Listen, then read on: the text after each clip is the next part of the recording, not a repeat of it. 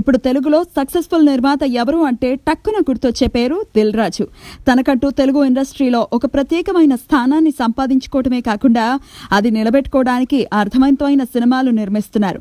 ఏ artist కైనా లేదా technician కైనా జయాపజయాలు కామన్. కానీ దిల్ రాజు తప్పులు చేసిన సందర్భాలు చాలా అరుదు. చిరంజీవి, రాఘవేంద్రరావు లాంటి హేమాహేమీలు రాజు గురించి గొప్పగా మాట్లాడారు అంటే అతను ఎంత గొప్ప సినిమాలు తీశాడో అర్థం చేసుకోవచ్చు. సినిమా నిర్మాణ రంగంలోనే కాకుండా పంపిణీ రంగంలో కూడా తన సత్తాను చాటుతున్నారు. నైజాంలో అయితే తిరుగులేని రారాజుగా పేరు తెచ్చుకున్నారు. అసలు విషయానికి వస్తే దిల్ రాజు మహేష్ బాబు కొత్త చిత్రం స్పైడర్ నైజాం రైట్స్ ని సొంతం చేసుకున్నారు. దాదాపు 25 కోట్లు కేవలం నైజాం హక్కుల కోసం వెచ్చించాడని అంటున్నారు. మహేష్ కెరియర్ లో బిగ్గెస్ట్ హిట్ గా నిలిచిన శ్రీమంతుడు నైజాంలో 20 కోట్లు కలెక్ట్ చేసింది. దిల్ రాజు అంతకు మించి పెడుతున్నారు అంటే ఆయన అన్ని లెక్కలు చేసే ఉంటాడు. అయితే స్పైడర్ బాగుంటే ఓకే, కానీ నెగటివ్ టాక్ తెచ్చుకుందంటే మాత్రం దిల్ రాజుకి భారీ నష్టాలు తప్పవు. వేరే ఏరియాకి కూడా నిర్మాతలు పెద్ద మొత్తంలో డిమాండ్ చేస్తున్నారని వినికిడి.